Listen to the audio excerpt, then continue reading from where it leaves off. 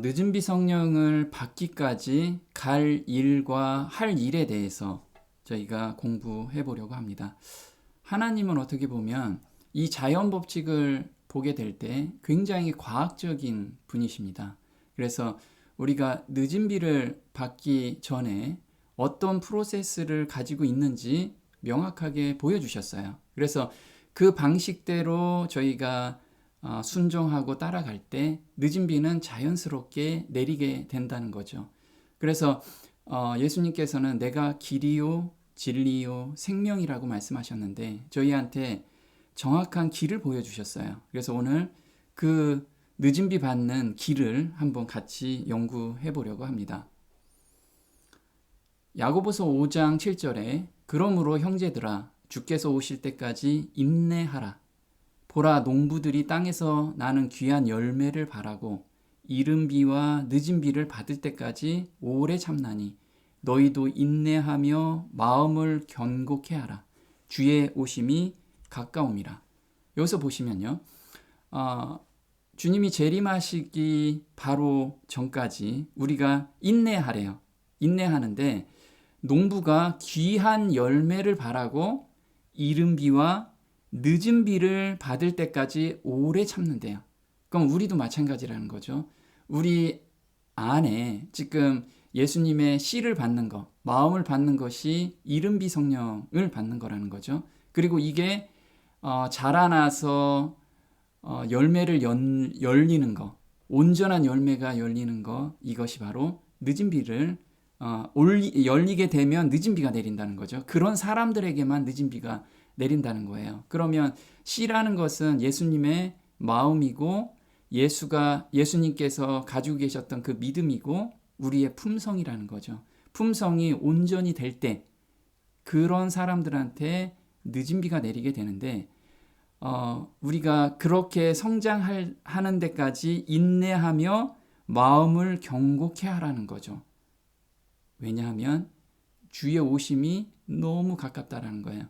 이때 사도들은 이때 이야기를 했지만 지금은 정말 현실적으로 너무 가까이 주님이 오시기 바로 직전이잖아요. 그래서 저희한테 해당되는 말이라고 생각이 듭니다. 고린도전서 14장 8절에 만일 나팔이 분명치 못한 소리를 내면 누가 전쟁을 예비하리요. 우리는 전쟁을 준비하는 그리고 전쟁터에 항상 있는 군인들입니다. 예수님의 군인인데 군인들한테는 앞으로 전진하라 이런 나팔 소리가 있고 후퇴하라 또는 머물러라 이런 나팔 소리가 명확하다는 거예요. 근데 이 명확한 나팔 소리를 듣지 못하면 내가 오늘 무엇을 해야 될지 그걸 모른다는 거죠. 그래서 성경에서 우리가 밝히 이 나팔 소리를 들어야 돼요. 내가 오늘 해야 될 일과 갈 길을 명확하게 알아야겠죠. 첫째와 둘째와 셋째 천사의 기별은 모두 연결되어 있다. 사단은 이 기별들을 둘러싸는 흉악한 그늘을 던짐으로 하나님의 남은 백성들이 기별의 취지와 그 시기와 그 장소를 밝히 식별하지 못하도록 계속적으로 노력하고 있다. 그래서 마지막 백성이 정말 늦은 비를 받는 과정으로 가고 있는데 자꾸 방해를 하는 거예요. 그래서 중간중간에 다들 곁길로 가게 만든다라는 거죠. 그거를 사단은 쉬지 않고 계속해서 노력하고 있다라는 거예요. 그걸 알고서 오늘 우리가 깨어서 성경도 공부하고 그 다음에 봉사활동도 하고 그 다음에 전도도 하고 이 깨어 있을 때 그게 자연스럽게 일어나는 거라는 거죠. 그러나 그 기별들은 마지막 때까지 존재할 것이며 우리들의 신앙적인 활동에 능력을 더해줄 것이다. 그래서 지금 사단이 우리를 방해하는 게 무엇이냐면 기별의 취지, 그 다음에 그 시기, 그 장소 이 명확하게 지금 제시가 돼 있다 이거죠. 이것을 식별하지 못하도록 혼돈을 만든다라는 거예요. 늦은 비 성령 내리기 전 우리가 해야 할 일과 또 가야 될 방향을 제시해 주셨습니다. 예레미야서 42장 2절에 선지자 예레미야에게 이르되 당신은 우리의 간구를 들으시고 당신의 하나님 여호와께서 우리의 마땅히 갈 길과 할 일을 보이시기를 원하나이다. 그래서 우리한테 정확하게 어떻게 오늘 무엇을 해야 되고 어떻게 해야 되는지를 명확하게 알려주셨다는 거예요. 근데 우리는 그걸 잘 모르고 있잖아요. 그렇다면 우리는 성경 교재를 그리고 성경을 좀 더 깊이 봐야 된다는 거예요. 이사갈 지파에서 그 시대의 흐름을 이해하고 이스라엘이 무엇을 해야 할 것인가를 알고 있었던 족장 200명이 있었어요. 그럼 우리도 이런 가운데 있는 자들만이 늦은 비를 받을 수 있다라는 거죠. 자, 이해를 돕기 위해서 도표를 반드시 사용해라. 그래서 달려갈 때도 이거를 기억할 수 있게끔 우리는 정말 명확하게 이 길을 보고 가야 돼요. 우리가 모르는 길을 갈 때 요즘은 내비게이션이 있죠. 그걸 따라가지 못하면 길을 헤맨다라는 거예요.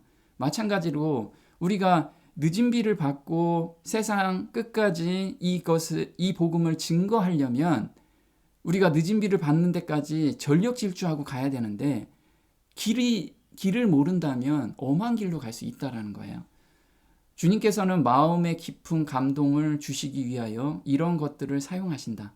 진리를 증거할 때 도표들을 반드시 사용해야 한다는 교훈이 분명하고 뚜렷하게 나에게 주어졌다. 순종의 중요성을 보여주는 말을 해주므로 이러한 도해들을 더욱 감명 깊게 설명해 주어야 한다. 그래서 도표들을 우리가 사용해 보도록 하겠습니다. 늦은 비를 받을 때까지의 과정입니다. 이 과정은 제자들이 이른 비를 받을 때 그 과정하고 거의 유사합니다. 그걸 우리한테 미리 보여주신 거죠. 그러면 제자들이 이른 비를 풍성하게 받을 때 어떤 준비를 했는지 우리가 그걸 알면 늦은 비를 받을 수 있겠죠.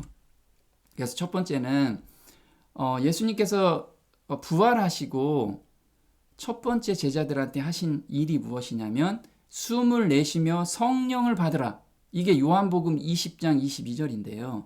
제자들이 예수님이 부활하시고 나서 귀신인 줄 알고 두려워 떨었죠. 그럴 때 예수님께서 영은 손과 발 이것이 없다. 한번 만져봐라. 그리고 먹을 것이 없느냐라고 말씀하시면서 그 다음에 하신 일이 숨을 내쉬며 성령을 받으라.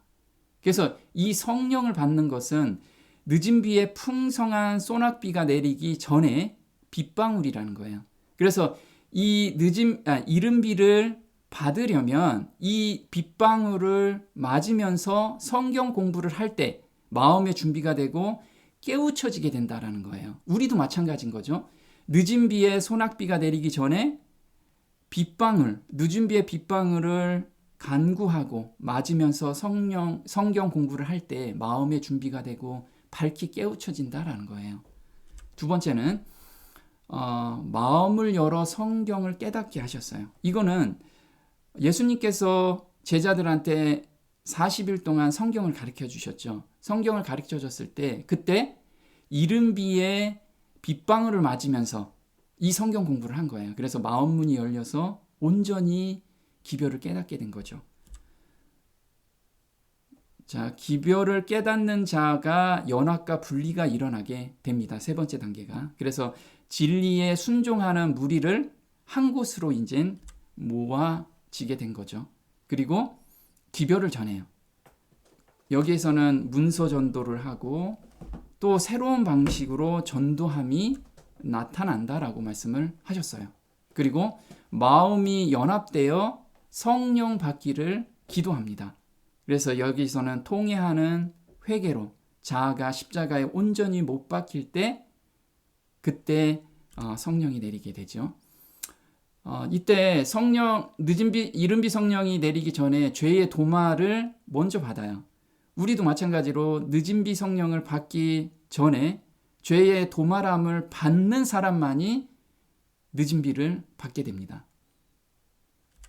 그러면 지금 예수님께서 지성소 봉사를 하고 계시는데 그 봉사에 현재 내가 협력하고 있어야 돼요. 그 협력하는 게 무엇인지 명확히 알아야지만 늦은 비 받기 전에 죄의 도말함을 온전히 받게 되겠죠. 그 다음에 늦은 비 성령이 임하게 되고요. 이 늦은 비 성령은 각 개인에게도 내리지만 모여 있을 때 내린다라는 거죠. 그리고 큰 외침이 있게 됩니다. 그래서 이적과 기적을 동반해서 큰 이적을 나타내죠. 하나씩 보겠습니다. 숨을 내쉬며 성령을 받으라. 이게 요한복음 20장 21절인데요. 예수께서 또 가라사대 너희에게 평강이 있을지어다. 아버지께서 나를 보내신 것 같이 나도 너희를 보내노라. 이 말씀을 하시고 저희를 향하사 숨을 내쉬며 가라사대 성령을 받으라. 이렇게 말씀을 하셨어요. 그래서 이 숨을 내쉬며 성령을 받으라 라는 뜻이 무엇인가?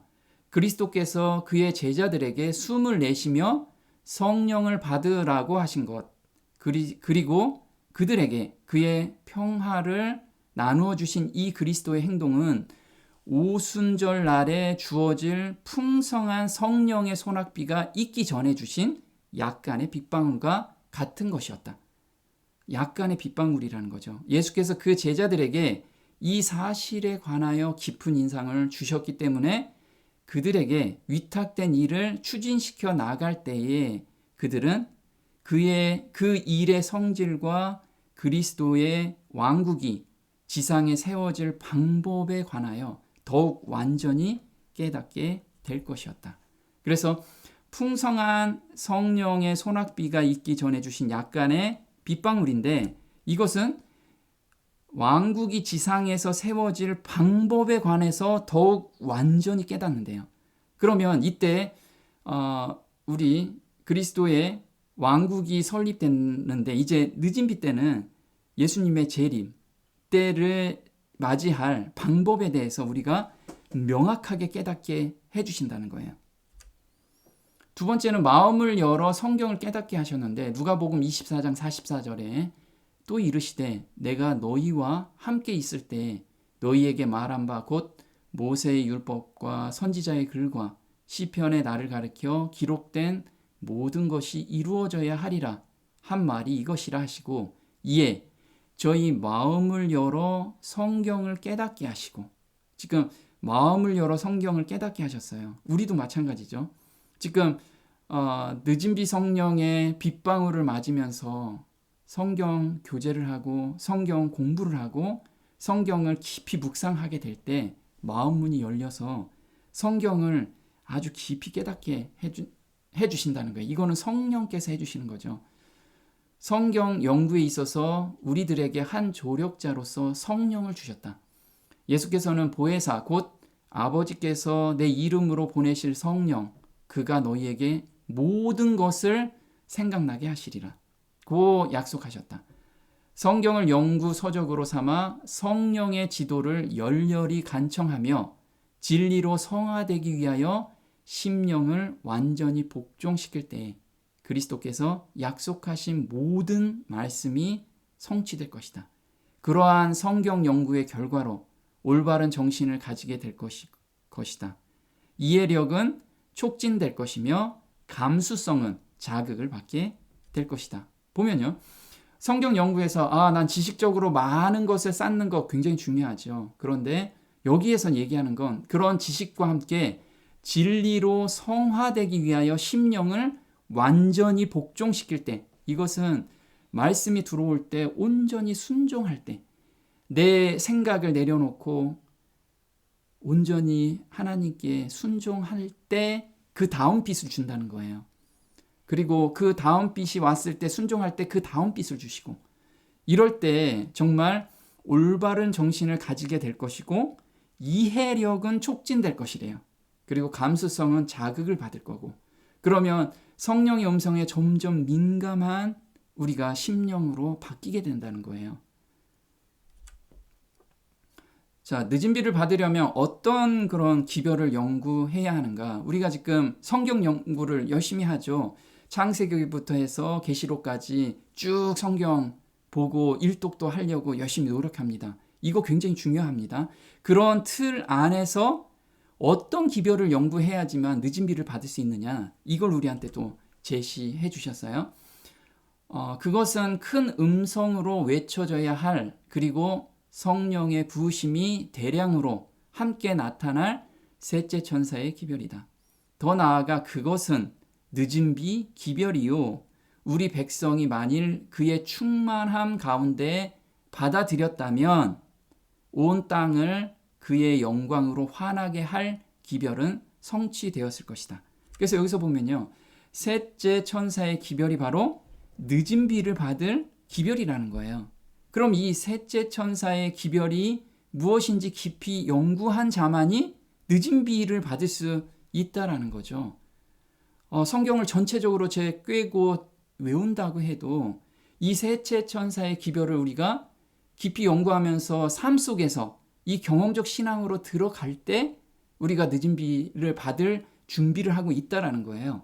셋째 천사의 기별은 이렇게 끝을 맺는다. 그래서 셋째 천사의 기별의 핵심을 우리한테 보여주셨어요. 성도들의 인내가 여기 있나니 저희는 하나님의 계명과 예수 믿음을 지키는 자니라. 그는 이 말씀을 반복하면서 하늘 성소를 가리켰다. 그래서 보면 우리 그동안에 믿음으로 말미암는 의의 기별을 계속해서 공부하고 있습니다. 그런데 여기서 말씀을 요약하면 하나님의 계명과 예수 믿음을 지키는 자인데, 이 사람들은 어디로 오늘 자기가 향하고 있느냐에 따라서 이걸 온전히 지킬 수 있다라는 거예요. 순종할 수 있다라는 거죠. 이 기별을 깨닫는 모든 사람들의 마음은 어디로 향하냐면 지성소로 향한대요.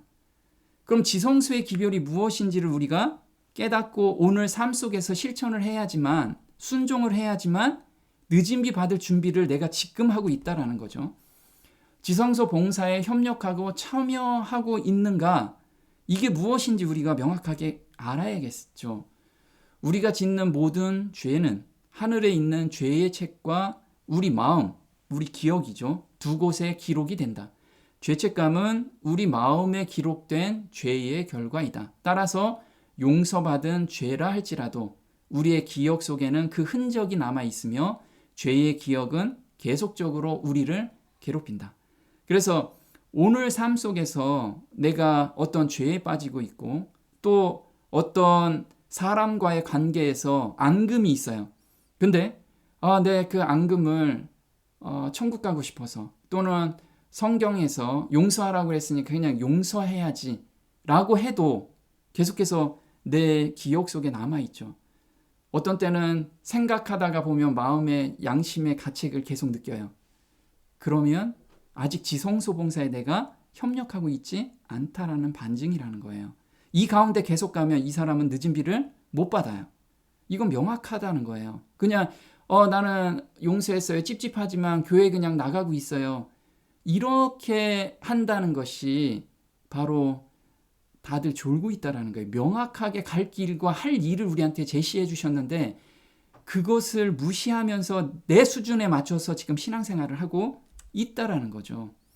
그래서 그러므로 죄의 도말은, 이 도말에 대한 이야기를 계속해서 하고 있어요. 지금 예수님께서는 지성소 봉사하는 목적이 우리를 죄에서 온전히 자유함을 주기 위함이라는 거예요. 해방을 시켜주기 위함이라는 거예요.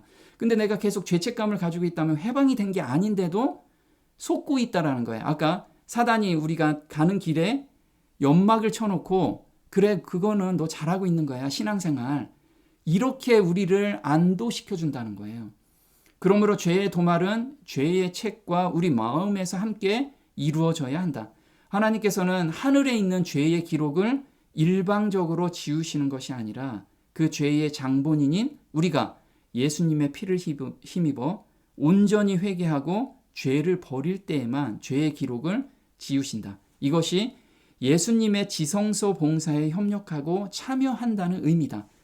자, 그러면 죄의 도말은 온전히 회개하고 죄를 버리는 거래요. 그럼 온전히 회개가, 내가 지금 죄책감이 있다면 온전히 회개가 안 된 거죠.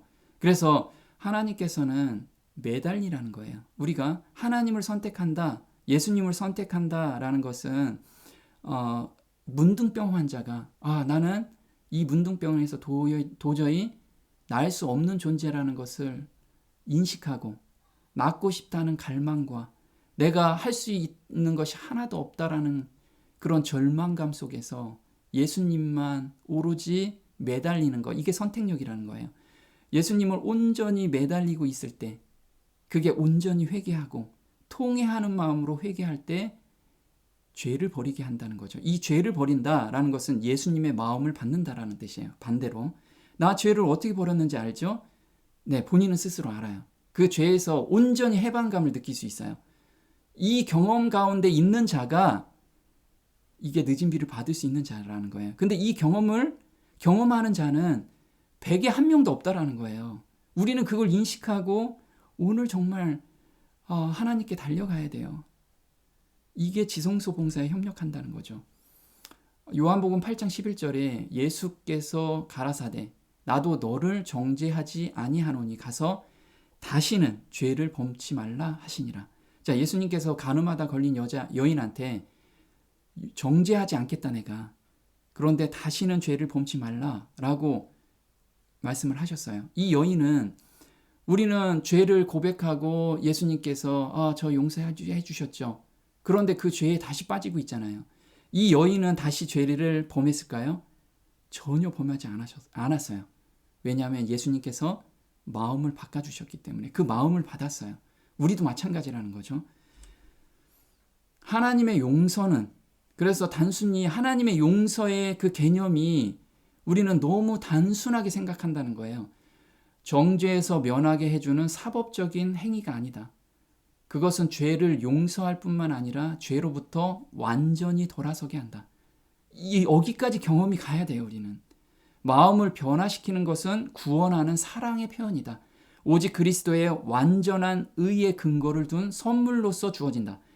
완전한 의라는 것은 예수님의 마음, 그 마음을 선물로 받을 때 마음의 변화가 생긴 거고, 이때 죄로부터 완전히 돌아서는 그런 경험을 하게 되는 것, 이것이 바로 하나님께서 주신 참 용서의 경험을 하고 있다라는 거예요. 이걸 우리는 오늘 경험해야 돼요. 오늘 우리가 마치 사람이 아닌 것처럼 하나님을 섬기려 하지 말고 우리가 가진 성정으로 하나님을 섬겨야 한다. 하나님의 아들은 우리가 가진 본성을 속량해 주셨다. 본성을 속량해 주시고 계시는 거예요, 지금. 말하자면 우리는 그리스도의 의를 인해서 용서를 받고 마치 한 번도 죄를 범하지 않은 사람처럼 하나님 앞에 설 것이다. 그래서 내가 하나님 앞에 지금 서기가 꺼려진다라는 것은 아직 참 용서의 경험을 가지고 있지 못하다는 거예요. 경험을 못하고 있다는 거예요. 이걸 인지해야 돼요, 우린. 자, 이것은 그들이 결코 잘못을 범하지 않았다는 의미가 아니라 하나님의 은혜로 그들이 품성의 모든 결함을 극복했다는 의미다. 자, 품성의 모든 결함을 내 스스로 극복하는 게 아니고 그 용서하는 마음을 받았기 때문에 자연스럽게 멀어진다는 거예요. 이걸 경험해야 돼요. 믿음으로 말미암는 의는 형식주의가 아니다. 그 두 가지는 전혀 다르다. 믿음으로 말미암는 의는 하나의 체험이요 실제이다. 이 체험과 실제적인 경험을 해야지만 내가 예수님의 지성소 봉사에 지금 협력하고 있는 거예요. 그것은 생애의 완전한 변화를 의미한다. 이와 같이 새 생애에 들어간 사람은 깊은 회개를 체험하게 되고 진지하게 마음에서 우러나오는 자복을 하게 되고 죄를 버리게 된다. 신령하신 주님처럼 그는 의를 사랑하고 불의를 미워하게 된다. 그리고 의롭게 되어 믿음으로 의롭다는 인정을 받아 그는 하나님과 화평을 누리게 된다. 그래서 보면 진지하게 마음에서 우러나오는 자복, 이게 통회하는 마음이 나와야 돼요. 내가 지금 그 죄에 빠졌는데 계속해서 죄에 넘어지고 지금 범하고 있다면 하나님께 정말 그 마음을 달라고 매달려야 되고 정말 오늘 내가 통회하는 마음으로 성경을 읽고 정말 기도하는 마음 가운데 그걸 해결될 때까지 매달려야 돼요. 그렇지 않으면 사단에게 속게 돼요. 아, 난 요 정도 용서해 주셨죠. 나는 하나님께서 용서해 주신다는 그 성경 말씀을 믿고 오늘 그냥 용서해 주셨다고 보고 가겠습니다. 여기서 멈추면 안 돼요. 정말 실질적인 체험으로 우리가 들어가 줘야 돼요. 품성에 완전에 이른 자만이 인을 받을 거예요. 늦은 비를 받게 될 거고요. 우리는 그분의 충만하심을 구하고 언제나 더욱더 높이 오르고 그분의 품성의 완전에 이르기 위하여 노력하고 있는가? 자, 내 행위로서 내가 율법을 온전히 지키는 이 단계에 머물러야 되는 거냐? 여기서 말씀을 하시는 건요. 내 자아를 온전히 굴복시키고 하나님의 말씀이 오면 온전히 순종하는, 그래서 그 마음을 달라고 오늘 매달리는 것을 의미해요. 하나님의 종들이 이 지점에 이를 때 내 자아가 완전히 포기되고 새 마음으로 그것을 온전히 매달리면서 새 마음을 받는 경험으로 갔을 때, 근데 이 지점이 어디냐면 예수 믿음까지 도달했을 때, 그럼 예수 믿음이 어떤 거냐면 생각으로라도 죄를 짓지 않는 그 지점까지 갔을 때 그들은 이마에 인을 받게 될 것이다. 그래서 우리가 지금 내 수준에서 인을 받을 수 있는지 한번 깊이 생각해 봐야 돼요. 기록하는 천사는 다 이루었다고 선언할 것이다. 그들은 창조와 구속에 의하여 그들을 소유한 그분 안에서 완전해질 것이다. 자, 그분의 품성의 완전에 이르기 위하여 이 지점에 이를 때만이 이마에 인을 받게 된다는 거, 우리 정말 생각해 봐야 돼요. 자, 기별을 깨닫는 자가 연합과 분리가 일어나요. 그래서 지금 세 천사의 기별을 깊이 연구하면서 말씀에 순종하는 자들은 그런 자들끼리 모이게 되는 거죠. 우리가 친구를 사귈 때도 유유상종이라고 하죠. 생각이 같은 사람들이 모여서 교제할 때 기쁨이 나와요. 거기에서 성령이 또 함께 하시고. 그런데 세상적인 이야기가 편만한 곳에서 내가 거기 있을 때는 교제가 잘 안 되잖아요. 그래서 이렇게 모은다라는 거예요. 교회 안에 분열이 있을 것이다. 두 무리가 형성될 것이다. 알곡과 가라지는 추수 때까지 함께 자라게 된다. 내가 명령하여 이스라엘 족속을 만국 중에 체질하기를 곡식을 체질함 같이 하려니와. 자, 여기서 보면요, 이스라엘 족속이라고 그랬어요. 그러면 교회 안에서 체질하기를 곡식을 체질함 같이 하려니와 그 한 알갱이도 땅에 떨어지지 아니하리라. 우리는 흔들림의 시대, 곧 흔들릴 수 있는 것은 모두 다 흔들리게 될 시대에 살고 있다. 그래서 우리가 작은 죄 하나를 고집하고 있는 사람들은 흔들림으로 떨어지게 될 거예요. 모든 것이 떨어질 거예요. 모든 흔들림 가운데 우리는 정말 인내로서 오늘 살지 않으면 흔들림 안에 내가 있다, 떨어짐 안에 내가 있다라는 것을 진짜 오늘 그걸 생각하며 살아야 돼요. 나는 하나님께서 명목상의 재림 신도들과 타락한 교회들 가운데서, 자, 교회 안에서 그리고 타락한 교회들 가운데서 당신의 성실한 자녀들을 가지고 계신 것을 보았다. 재앙이 내리기 전에 교역자들과 백성들이 이러한 교회로부터 부르심을 받고 나와 기쁨으로 진리를 받아들일 것이다. 빛이 비추일 때 모든 신실한 자들은 타락한 교회를 떠나 남은 무리와 함께 설 것이다. 그래서 지금 하나님의 섭리로서 계속해서 연합과 분리가 계속 오늘도 일어나고 있어요. 내가 정말 떨어지지 않는 그런 믿음을 가지고 있는지 오늘 정말 점검해 봐야 돼요. 그걸 매일 우리가 점검하면서 가는 성도가 늦은 비를 받을 수 있다는 거예요. 그러면 우리가 이제 새로운 교단을 만들라는 의미인가? 그대는 은혜의 기간의 끝에 하나님의 백성에게 있을 흔들림에 대하여 묘사한 교회 증언의 일부를 취하여 마치 그 가운데서 더 순결하고 더 거룩한 백성이 새로 나타날 것처럼 말하고 있다. 그러나 이러한 모든 것들은 원수를 기쁘게 할 뿐이다. 그래서 지금 은혜의 기간 마지막에 우리 기별을 계속 받고 있고 전하고 있어요. 근데 이때가 바로 흔들림이 극에 달할 때인데, 이때 우리 이제 따로 모여서 교회를 만들자, 이런 기별들이 나간다면 이것은 사단이 너무 기뻐하는 기별이라는 거예요. 형제들이여, 그대에게 말하노니 주님께서는 그분이 일하실 한 단체를 조직하셨다. 만약 누군가가 하나님의 계명을 지키는 백성들로 구성된 단체로부터 분리되어 나간다면, 또한 그가 교회를 인간적인 기준으로 저울질하고 그 교회를 비판하는 말을 한다면, 그대는 그가 하나님의 인도를 받고 있지 않다는 것을 알아야 한다. 그는 잘못된 길에 서 있는 것이다. 그래서 우리가 기별을 받을 때 정말 속해 있는 교회를 정말 자기 인간 기준으로, 인간의 생각으로 판단하고 비판한다면 이것은 하나님의 인도함을 받고 있지 않다라는 것을 알아야 된다는 거예요. 자, 그 다음에 우리가 빚을 받았으면 빚을 전해야 되죠.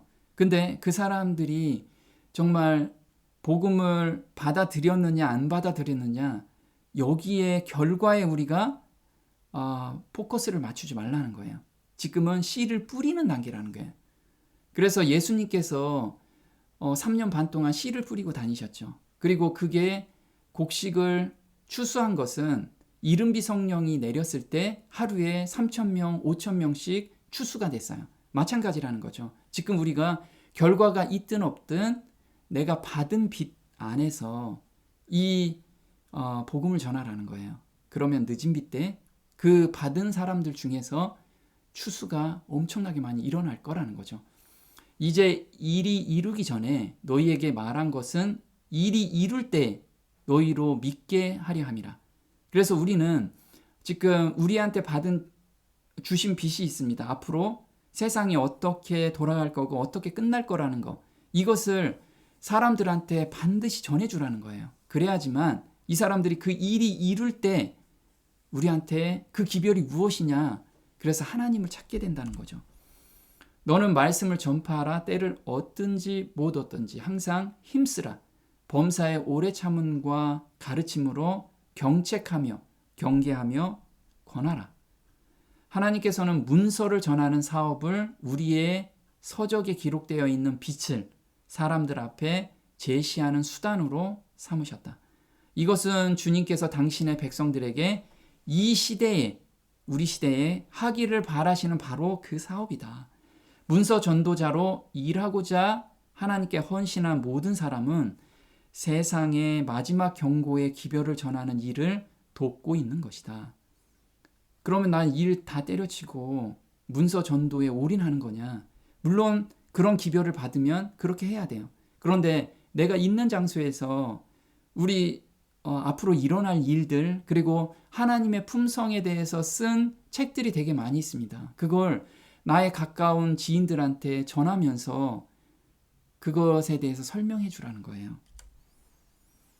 이 책, 각 시대의 대쟁투를 배포한 결과를 지금 나타나는 것으로 판단해서는 안 된다.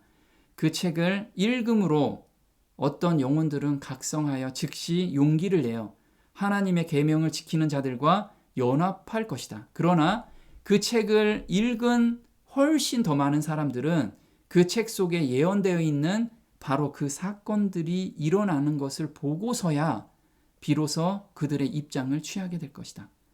그래서 우리는 지금 결과가 없다고 해도 뿌려야 돼요. 하루에 1,000명 이상의 사람들이 회개하게 될 것인데 그들 중 대부분은 우리의 출판물들을 읽음으로써 그들의 최소의 회심을 경험한 자들이 될 것이다. 그래서 늦은 비를 받을 때, 늦은 비 성령이 임하실 때 하루에 1,000명 이상 회개가 일어나게 될 거예요. 근데 그 사람들은 이미 출판물을 통해서, 출판물이라는 게 책만 한다는 게 아니라는 거예요. 새로운 방법으로 요즘은 인터넷을 통해서 또는 유튜브를 통해서 카톡을 통해서 사람들한테 그 내용을 전하라는 거예요. 근데 전도를 실패하는 이유가 무엇이냐면 문서 전도자들은 매일 하나님께 회개하고 그들의 말과 행동이 생명에 이르게 하는 향기가 되어 구원의 가마력을 발휘할 필요가 있다.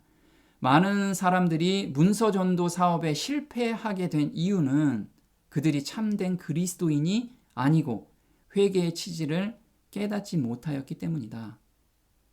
왜 우리가 요즘 카톡으로도 많이 전도를 하고 또 인터넷으로도 전도를 해요.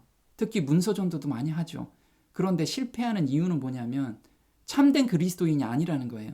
자기 의지로서, 그러니까 받는 사람은 준비도 안 됐고 받는 사람이 너무 싫어하는데도 자기 의지로 자기가 이게 맞는다라고 생각하고 전하는 거예요. 사실 품성이 먼저 가져야 돼요. 우리가 사람 이야기를 믿는 것도 그 사람을 믿기 때문에 그 말을 믿는 거거든요.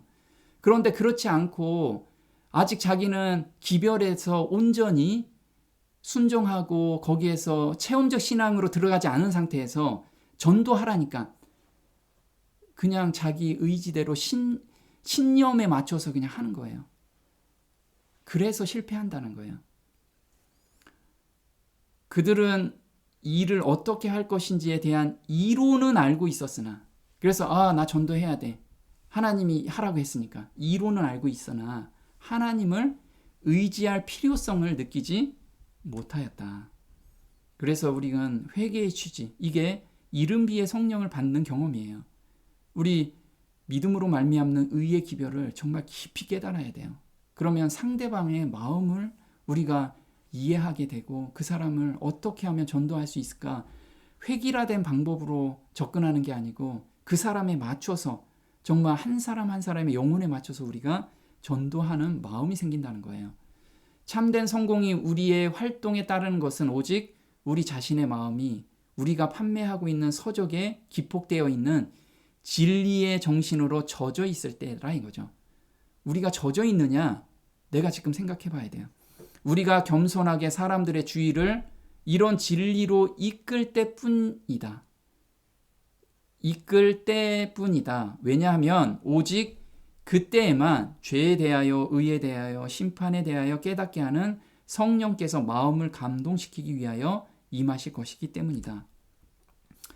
자, 전도를 하라고 하신 이유는 우리의 품성을 성화시키기 위해서 전도를 하라고 하는 거예요. 그래서 우리한테 각자한테 받은 빚이 있습니다. 그 받은 빚만큼 우리는 전도를 해야 돼요.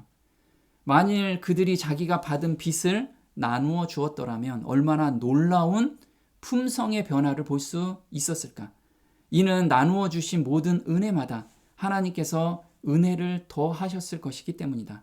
그들은 믿음을 통한 그리스도의 의의 기별을 세상에 전파했을 것이며 그들의 빚은 더욱더 분명해졌을 것이다. 자, 큰 능력을 가지고 하늘로부터 내려와 세상을 그의 영광으로 환하게 하는 천사의 사업을 이룩하는 것은 대부분 출판 사업을 통해서이다. 그래서 출판물을 우리 책을 막 나눠준다는 거, 그거 굉장히 중요해요. 두 번째는 그 안에 있는 내용을 어떻게 하면 효율적으로 사람들한테 전해줄 수 있는가, 이것도 우리가 굉장히 연구를 해야 된다는 거죠. 과거와는 다른 방법으로 진리가 빠르게 확산될 것이라는 거예요. 그들의 활동을 통하여 진리는 가장 강력한 방법으로 수천 명의 사람들에게 호소할 것이고 영적으로 눈먼 사람들이 시력을 얻어 나의 구원을 보게 될 것이다. 진리는 너무도 두드러져서 달려가는 자도 읽을 수 있게 될 것이다. 사람들의 마음을 감동시키는 방법들이 고안될 것이다. 이 사업에 사용되는 방법들 중 어떤 것들은 과거에 사용된 방법과는 다를 것이다. 그러나 이것 때문에 아무도 비평으로 길을 막아서는 안 된다.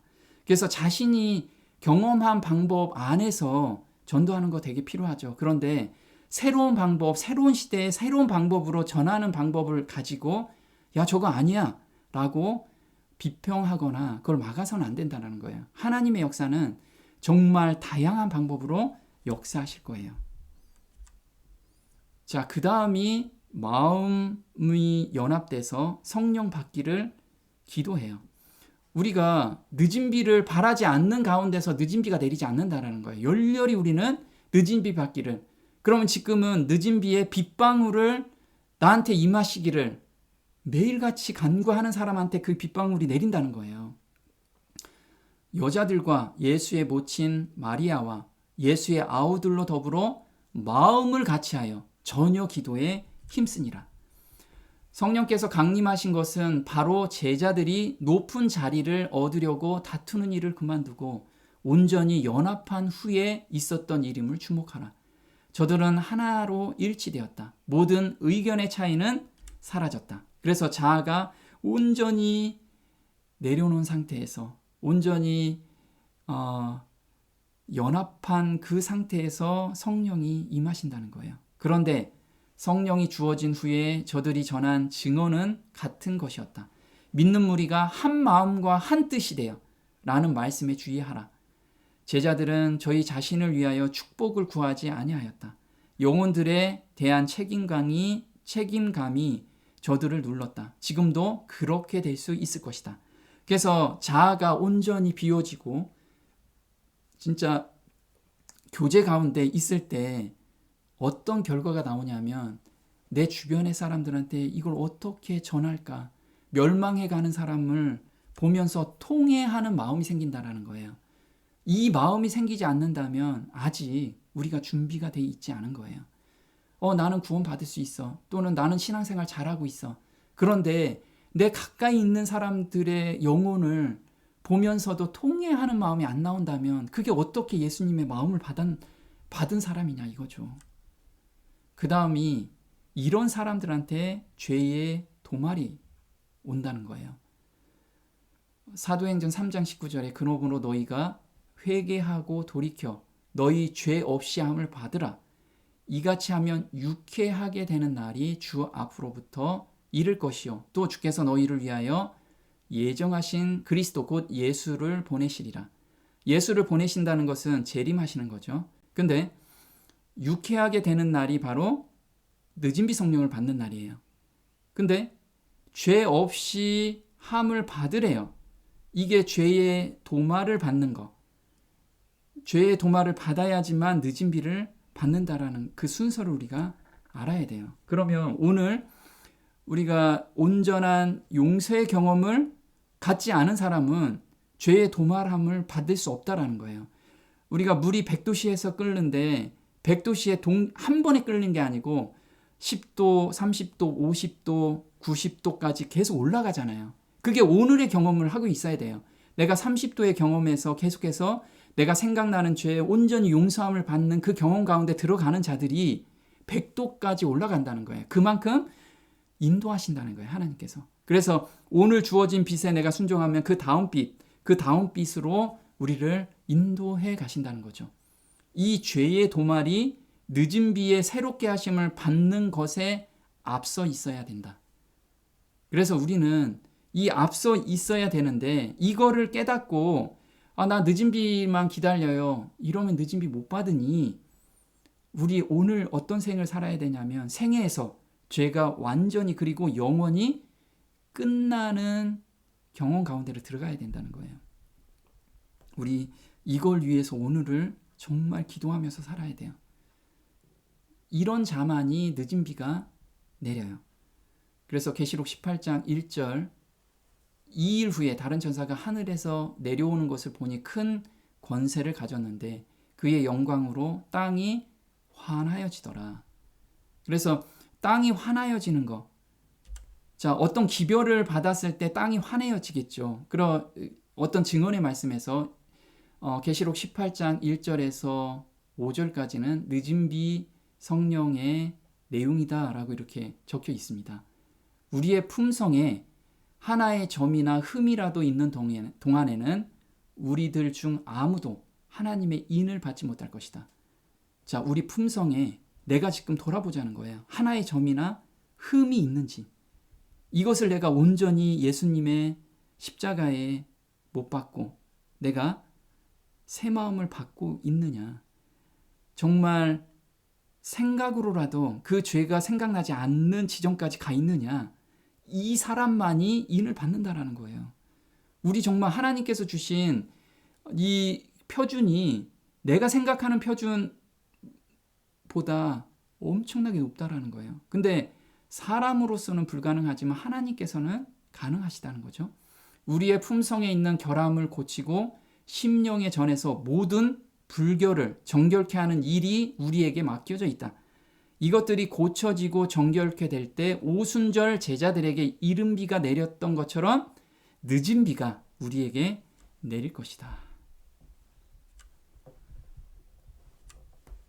사도시대에 성령을 부어주심은 이른 비 혹은 먼저의 비의 시작이었고 그 결과는 영광스러웠다. 종말에도 성령의 임재가 참 교회와 함께 할 것이다.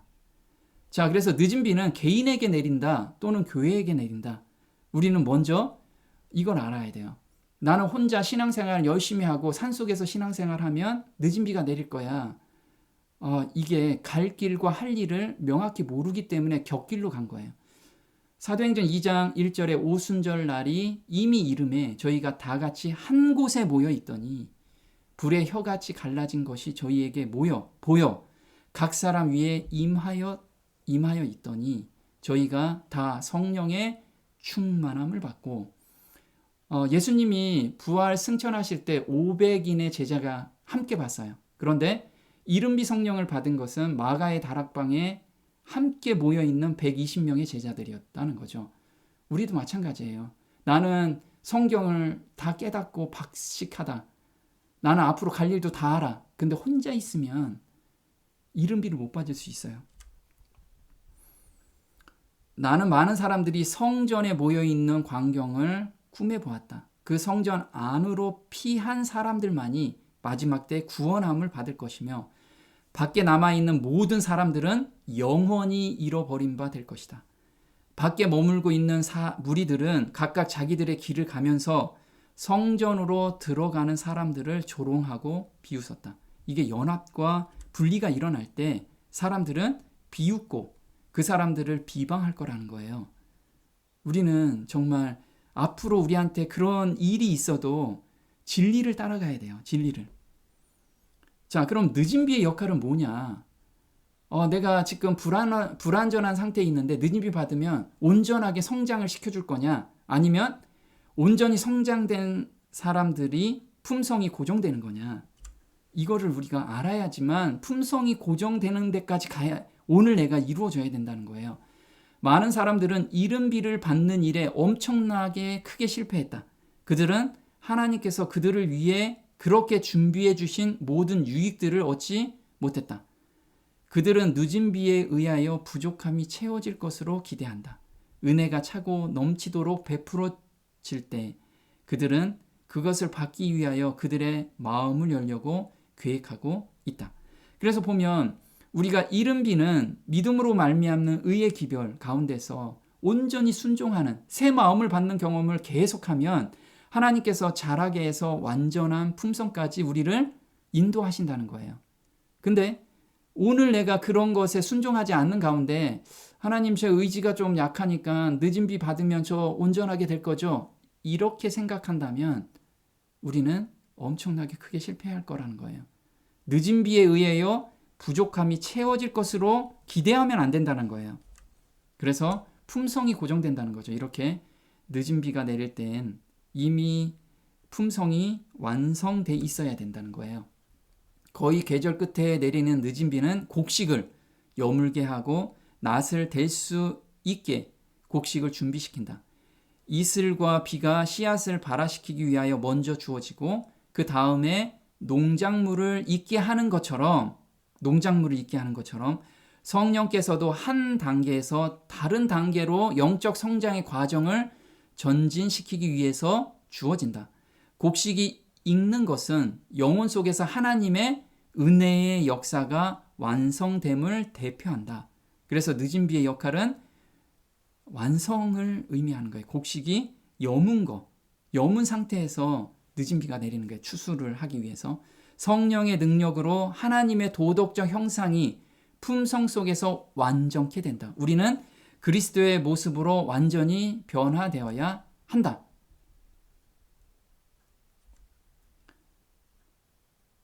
자, 늦은 비를 기다리고만 있지 말라. 우리는 늦은 비를 기다리고만 있지 말아야 한다. 늦은 비는 우리 위에 떨어지는 은혜의 이슬과 소나기를 인정하고 적용시키는 모든 사람 위에 내리고 있다. 그래서 우리가 오늘 내가 성령의 음성에 순종하고 따라가는 사람은 그 사람한테는 내린다는 거예요. 모든 사람한테 내리기를 하나님께서는 바라고 계세요. 우리가 나는 그렇게 높은 수준에 도달하지 못해요. 이렇게 생각하지 말라는 거예요. 우리가 오늘 늦은 비를 받을 준비를 충분히 할 수 있게끔 하나님께서는 다 예비해 놓으셨다라는 거예요. 자, 소나기인데 통회하는 심령으로 늦은 비의 시기인 지금 은혜의 소나기가 우리 위에 내리기를 아주 열렬하게 기도드리자. 우리가 참석하는 모든 집회마다 바로 이때에 하나님께서 우리의 영혼의 온기와 수분을 나누어 주시기를 간구하는 기도를 올려야 한다. 우리가 하나님께 성령을 구할 때 그것은 우리 안에 온유하고 겸손한 마음, 완성시키는 늦은 비를 위하여 하나님께 의식적으로 의지하는 일 등을 이루어낼 것이다. 그래서 성령을 내가 받았다. 이것을 보여주는 것은 온유하고 겸손한 마음이 내 마음에서 생기게 된다라는 거예요. 뭐 불이 확 떨어지거나 뭐 방언을 엄청나게 한다든가 이게 성령을 받는 게 아니고 내 마음이 겸손해지고 정말 성령에 온전히 순종하는 그런 마음, 죄가 싫어지는 마음, 이런 마음을 받는다라는 거예요. 자, 살아서 일하는 교회들이 될 때 늦은 비가 내린다. 일한다는 의미가 무엇이냐? 교회들이 살아서 일하는 교회들이 될 때 그들의 신실한 요구에 대한 응답으로 성령께서 주어진 바 될 것이다. 그때 하늘의 창문은 늦은 비에 소낙비를 위해서 열려질 것이다. 자, 살아서 일하는 교회. 자, 봉사 활동 열심히 하고 전도 열심히 하라는 의미냐? 자, 이거는 후차적인 거예요. 그래서 우리가 지금 열심히 일하라는 것은 전도를 열심히 하라는 의미가 아니고 품성을 개발하라는 거예요. 그러면 전도는 자연스럽게 나오고 성도한테 봉사하는 것은 자연스러운 거라는 거예요. 우리는 그것부터 전도나 봉사부터 하면 교회가 이상하게 돌아간다는 거죠. 그들은 현재의 의무를 아무렇게나 등한히 하면서 장차 큰 축복을 받을 것처럼 생각하거나 그대 자신의 노력이 없이 놀라운 신앙 부흥이 있을 것처럼 착각해서는 안 된다. 오늘날 그대는 그릇들을 정결하게 하여서 하늘의 이슬을 받을 준비를 하고 늦은 비를 받을 준비를 하여야 한다. 오늘날 우리가 해야 할 일은 우리의 심령을 그리스도께 굴복시키고 주님의 임재를 통하여 새롭게 됨을 입을 때 곧 성령의 침례를 받을 자격을 얻는 일이다. 그래서 보면요. 그러면 나 교회에서 일 안 해야 되겠네요? 그 얘기가 아니죠. 교회에서 주어진 일에 내 자아에서는 하기 싫어요. 하지만 그것을 내 의지로서 하라는 게 아니고 성령께 매달리라는 거예요. 성경을 통해서. 매달리면 하나님께서 마음을 주시고 그 마음에서 우러나오는 마음으로 그 일에 순종하라는 거예요. 전후가 좀 바뀌는 거예요. 그래서 우리는 먼저 내 마음을 내 의지대로 하지 말고 정말 하나님께서 주신 그 마음으로 하라는 거예요. 이걸 어떻게 하냐고요?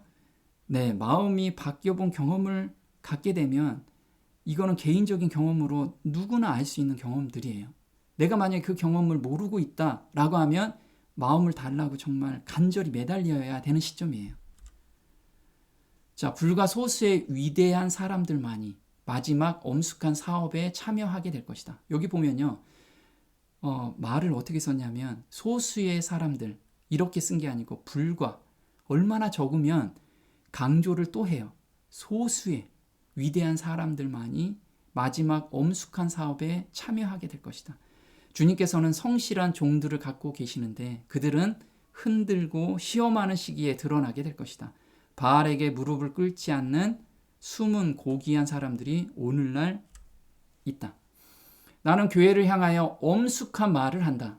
지금 계속해서 엄숙하게 또 불과 현재 교회 농명책에 기록되어 있는 20명 중 한 사람도 그들의 지상에서의 생애를 마감할 준비가 되어 있지 않다.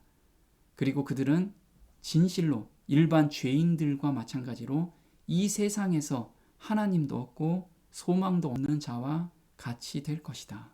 그래서 우리는 정말 이 20명 중에 한 명도 없는데 내가 그 20명에 속해 있지 않는가, 이걸 좀 항상 돌아봐야 돼요. 그리고 우리가 오늘 내 자아가, 우리 성경을 깊이 읽고 묵상하게 되면 성령 하나님께서 이거는 버려라, 그리고 누구한테 지금 잘못을 회개하고 용서함을 빌어라, 이런 음성이 우리한테 각자 들려요. 그때 나 안 할래요가 아니고 정말 저는 할 수 없습니다 하나님, 그렇지만 제 마음을 좀 바꿔주세요. 그러면서 간절히 매달리면 그 마음이 생겨서, 또는 그 마음이 자꾸만 그 경험 가운데 들어가면 이제는 그런 마음이 생길 때, 또는 그 음성이 들릴 때 즉시 순종하는 마음이 생긴다는 거예요. 거기까지 달하기를 우리는 간절히 바라면서 늦은 비를 간구하는 삶이 됐으면 좋겠습니다. 오늘 여기까지 하겠습니다. 기도하겠습니다. 하늘에 계신 우리 아버지, 하나님께서는 우리 모든 사람들이 늦은 비를 받기를 원하시고 또 준비하고 계십니다. 늦은 비를 받지 못하는 것은 우리 자아가 너무 커서 성령의 음성에 온전히 굴복하고 순종하려는 그 마음이 없기 때문임을 보게 됩니다. 저희 스스로는 할 수 없는 이 마음을 드리오니 주께서 저희 마음을 순결하고 정결하게 바꿔주시기를 간절히 바라오며 이 모든 것 우리 주 예수님의 이름으로 감사하며 기도드립니다. 아멘.